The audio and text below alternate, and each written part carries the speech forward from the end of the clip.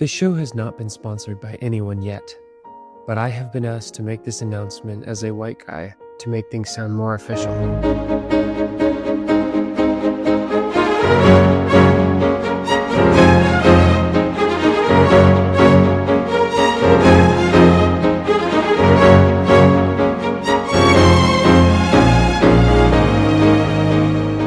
Hello everyone, welcome to my podcast, The Culinary Leap.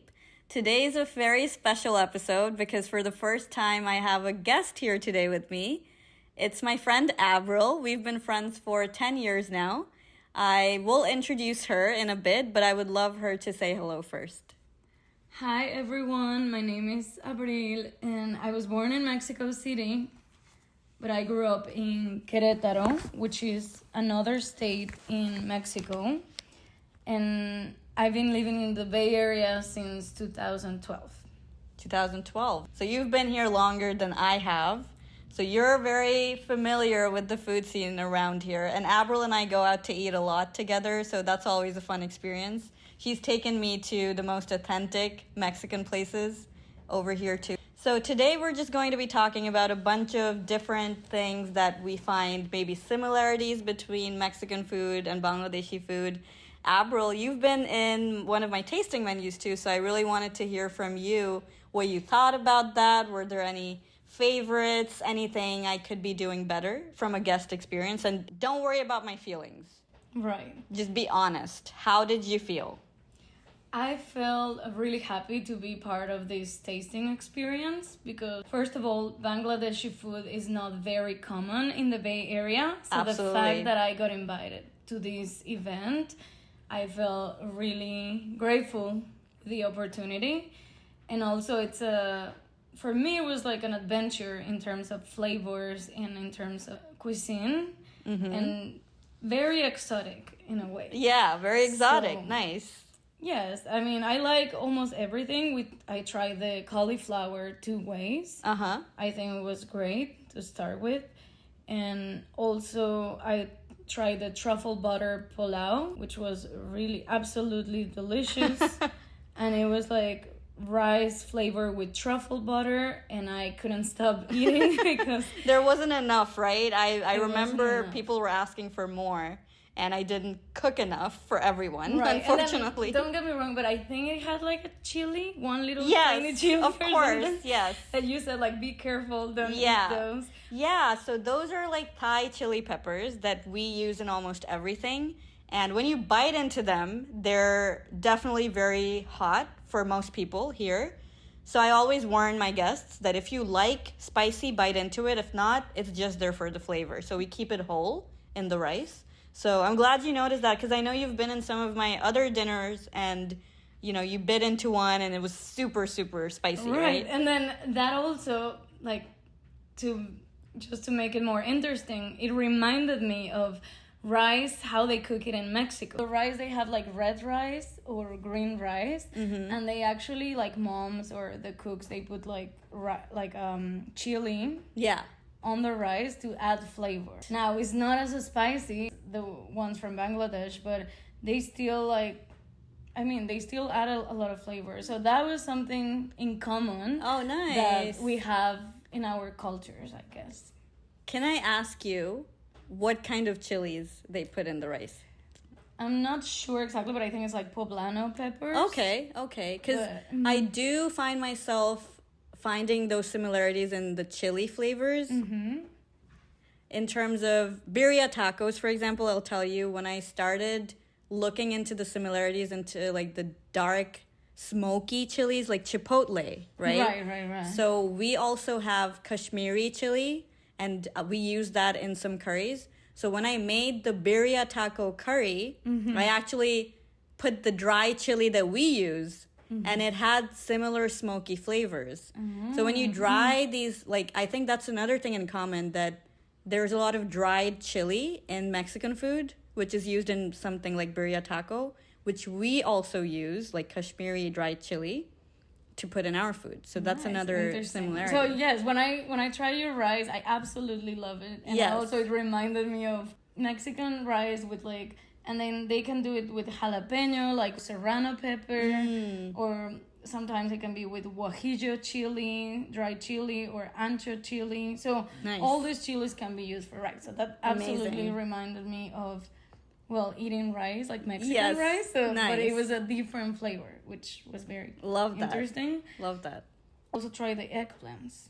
The eggplants were like the roasted, I don't know if I'm pronouncing it correctly, achari. Achari, yeah, achari, yes. Eggplants. Yeah. Dark, sweet, and richly flavored eggplants with tamarind sauce. Yeah. So tamarind is also something that is used a little bit in Mexican food, Yes, right?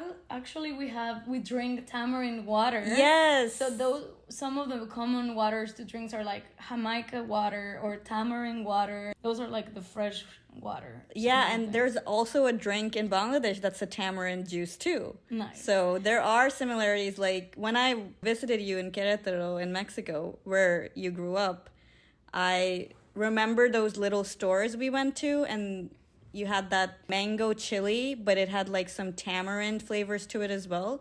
And that reminded me of the dried achar we have, that we also pickle our fruit. We also spice it with chili powder. So there are so many similarities.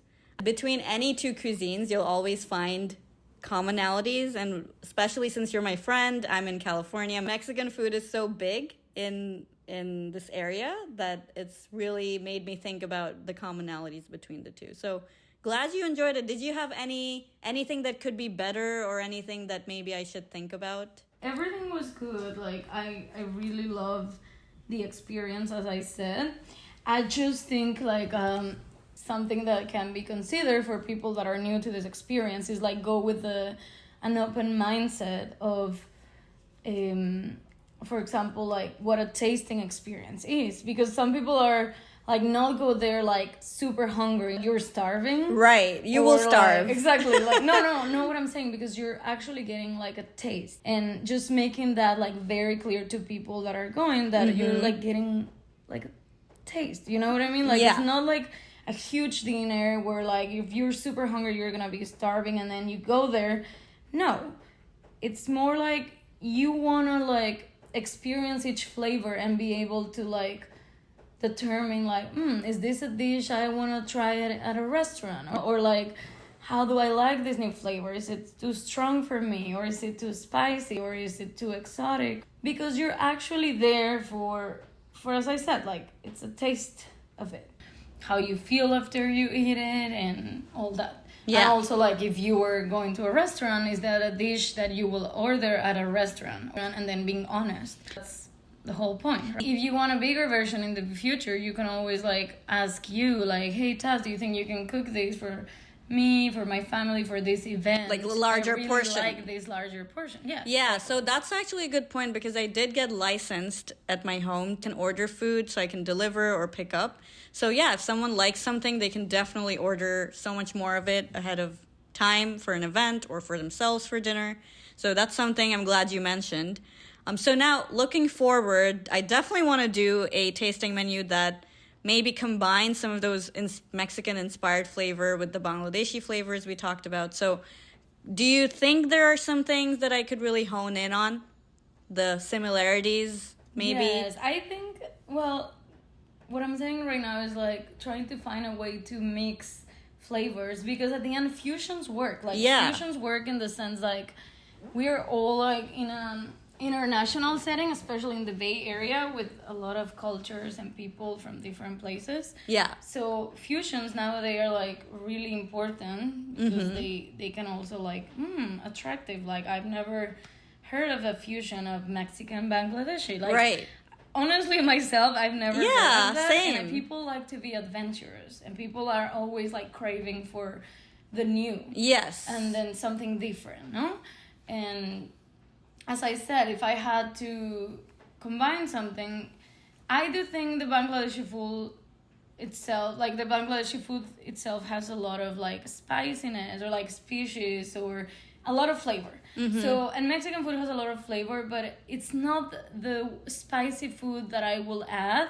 Or some people just think about Mexican food like tacos. Yeah. But there are a lot of options, especially vegetarian options that doesn't involve don't involve tacos, don't involve like necessarily like meat. Yeah. So we can use the meat how it is cooked like in Bangladesh, but you can combine with like the vegetarian dishes. For example, there are like chilies that you take away the seeds. For example, chiles rellenos is like a big chili with like cheese and tomato sauce, and that's a vegetarian option. Or there are nopales. Nopales are a type of cactus, and you cook them in a way that is very special, so you can combine like meat prepared with Bangladeshi style with nopales on the side. That sounds great. Cactus, and it's super healthy. And people that don't eat meat, they can also have the nopales, and then can have another, like for example, the rice, Bangladeshi rice with nopales. What's the texture of cactus? Like, is it soft? It is when really you eat soft. it? When it's cooked, well, you take away, obviously, first The you spikes. take away all the spikes, then you cook them in like water,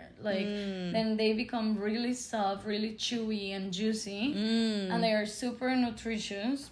Are they tart? Like kind of like a fruit, kind of tangy? No, it's just more like, I was like, it's just like something. It's a very unique, a very unique texture. I need to try it. You need to try it, actually.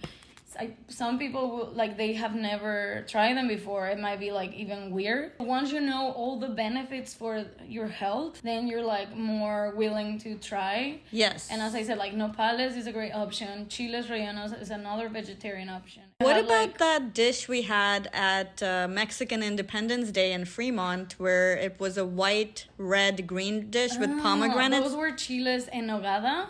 It's the same, like a chili with meat inside, and the meat has like some sweet flavors also. And then on top, it has a sauce made with nuts, and then it has pomegranate on top.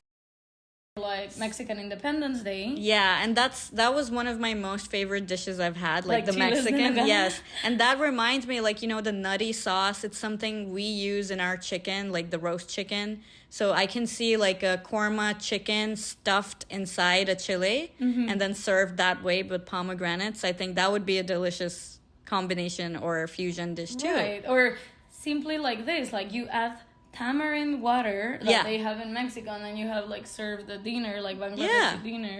Or I'm trying to think. Or even for alcohol, you can do a drink with mezcal. Oh yeah, I love tequila. mezcal. Yes. And then you have like the Mexican touch, and then so we're like, oh, I'm gonna go try this like mezcal margarita or with this delicious Bangladeshi. Not only, well, Mexican food is like very like broad, like it includes a lot of dishes. It also, because depending on the region, you will get a different type of food. For example, if you go to the Yucatan Peninsula, there is one type of food.